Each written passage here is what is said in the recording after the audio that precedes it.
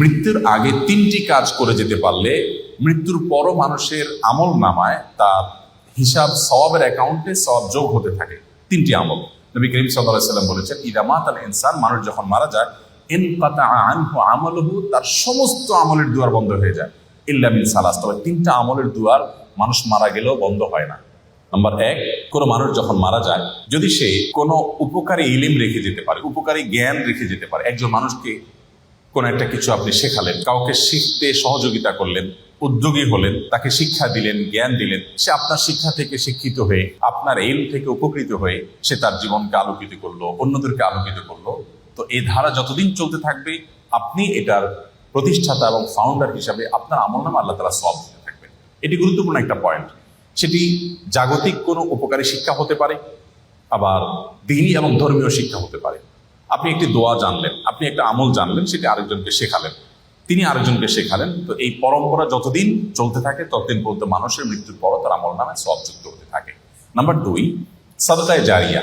সাদকায়ে জারিয়া বলা হয় ওই দান, যে দানের উপকারিতাটা লং টাইম পর্যন্ত চলতে থাকে।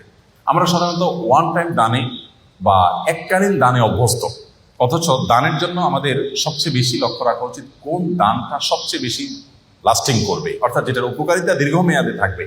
ধরুন আপনি একজন গরিবকে 200 টাকা দিয়ে দিলেন, 500 টাকা দিয়ে দিলেন, এর চেয়ে উত্তম তার জন্য এমন একটা ব্যবস্থা করে দিন যে সেখান থেকে দীর্ঘমেয়াদে তার উপকারিতা সে পেতে থাকবে। আপনি একটা বৃক্ষরোপণ করলেন, বৃক্ষরোপণ করা সেটা আপনার নিজের বাড়ির ছাদে হতে পারে, আপনার ব্যালকনিতে, বারান্দায় হতে পারে, আপনি একটা গাছ লাগালেন, একেবারেই জাগতিক একটা বিষয়। এই গাছের অক্সিজেন আপনি ভোগ করবেন, এর ফল ফসল আপনি ভোগ করবেন, বাট আপনি নিয়তটা যদি এটা করেন, নবী করিম সাল্লাল্লাহু আলাইহি সাল্লাম সাদকায়ে জারিয়া হিসেবে গাছ লাগাতে বলেছেন। তিনি বলেছেন, মা মিন মুসলিমিন ইয়াগরিসু গারসান আও ইয়াজরাউ যারআ, কোন মুসলমান যদি কোনো গাছ লাগায়, কোনো ফসল করে, এবং সেখান থেকে যদি কোনো পশু পাখি খায়, কোনো মানুষ খায়, কোনো পোকামাকড় খায়, কোনো কীট পতঙ্গ খায়, তাহলে তার সওয়াব পাবে।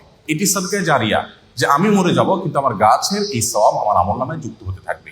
আমি যদি 2-4-10,000 গাছ লাগিয়ে যেতে পারি, 200-400 গাছ লাগিয়ে যেতে পারি, তাহলে সেখান থেকে কিছু গাছও যদি টিকে যায়, এবং যতদিন টিকবে মানুষ অক্সিজেন পাবে, ছায়া পাবে, ফসল পাবে, ফল পাবে, মানুষের মৃত্যুর পর এই আমলটার সওয়াব যেতে থাকবে।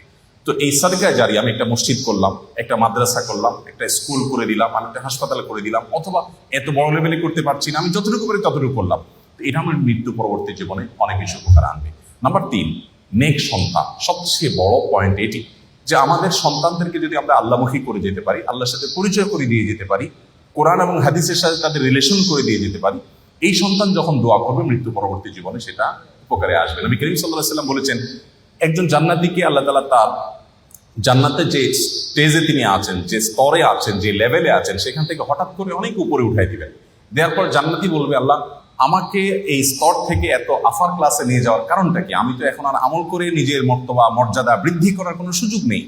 তখন আল্লাহ তাআলা বলবেন, তুমি পৃথিবীতে যে সন্তান রেখে আসছো, সে তোমার জন্য যে দোয়া করেছে, তার প্রতিটি দোয়ার ফলশ্রুতিতে তোমার মর্যাদা এখানে বৃদ্ধি হচ্ছে।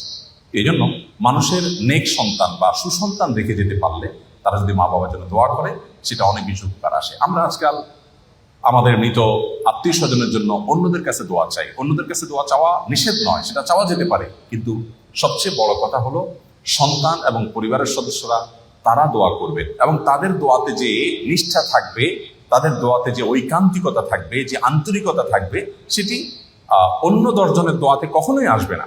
সেই জায়গা থেকে আমাদের চেষ্টা করা উচিত। আস-সুন্নাহ ফাউন্ডেশন, উম্মার স্বার্থে, সুন্নাহর সাথে।